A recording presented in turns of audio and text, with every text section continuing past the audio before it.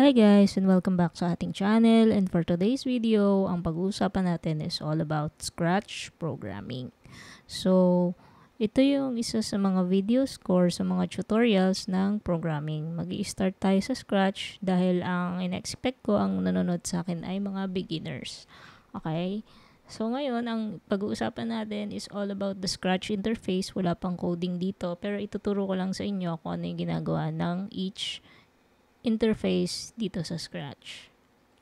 So bago yon, pag-usapan muna natin bakit kailangan nating matuto ng Scratch. Tinuturo ng Scratch ang pinaka-basic ng programming.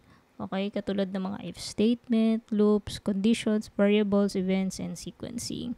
So instead of matuto muna kayo sa C language, ganyan, pwede muna kayo matuto sa Scratch para hindi kayo masyadong mahirapan or malito.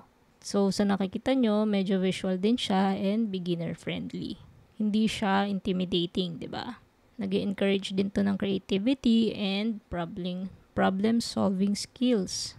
Nagbe-build din siya ng confidence once na makreate nyo yung first program nyo.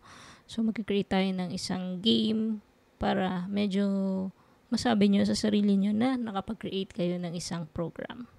Pine-prepare din nito ang sarili nyo para sa mga susunod na mga programming language na gusto nyong matutunan, like the text-based programming languages.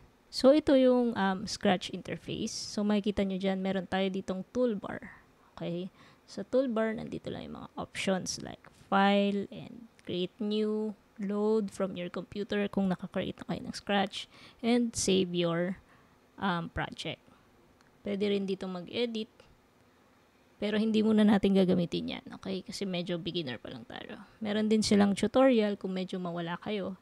And here, makikita nyo meron ditong text box. So, dito nyo itatype ang inyong first title ng inyong first program.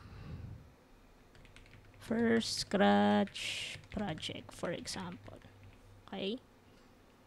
In here, makikita nyo ang tinatawag nating block palette. Ito yung mga codes na gagamitin natin para sa ating programming. Meron din tayong tinatawag na costume and sound. So, dito sa costume, pwede nyo lang ma-edit yung object nyo, which is what we call the sprite. And the sounds, pwede nyo rin siyang dagdagan ng sounds. Pero hindi muna tayo pupunta dyan, okay?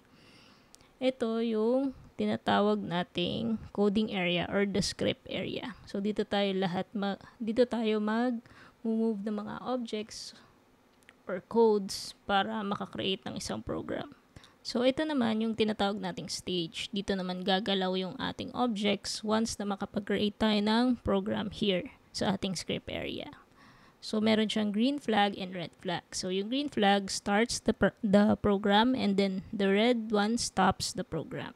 So, itong object na to, ang tawag natin dito ay sprite. Okay? So, sa sprite, pwede mo siyang kontrolin. Pwede mo siyang i-move kunyari 20 steps forward. So, gagawin lang natin yung X to 20. So, bakit X? Kasi ito yung X and this is the Y. Okay? So, yung X yung pa horizontal, yung pa vertical naman is the Y. So, kung gagawin natin 20 yung X, enter nyo lang. So, nag-step forward siya ng 20. Okay? So, balik natin sa 0 kasi doon tayo mag-start sa gitna. So, itong show hides the sprite, pero of course, kailangan natin siya ng visible. So, ito namang size ng sprite. So, 200, ganyan. Kung gusto nyo siyang palakihin. Pero, mag-start din tayo sa standard, which is 100. So, sa direction is naka 90 degree angle siya. So, kung gusto nyo paikutin, pwede rin ganyan. Pero, balik muna tayo sa 90 kasi gusto natin nakadiretso lang siya. Okay? Facing the right side.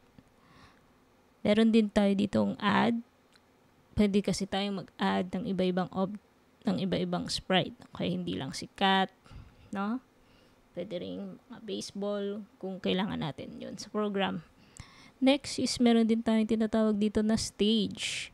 Ito naman yung backdrop. Since white ang gamit natin, white din yung nandito. Pwede nyo rin palitan yan here. Okay? And then here is, makikita nyo, meron ditong parang add-on. Extensions ang tawag dito. Kung gusto nyo madagdagan ng code yung inyong program. So, pwede kayo mag-add dito. Next is this one. Ito is nag-maximize lang ng itsura ng inyong program, and this one is yung gamit natin ngayon. Ito kasi mas maliit yung stage, so ayoko niyan. Gusto ko mas malaki para medyo mas kita rin siya. Okay. So yun yung different parts ng Scratch interface. And on our next video is mag-i-start tayo mag-create ng isang Scratch game. Okay? So see you again next video, guys. And thank you ulit sa panonood.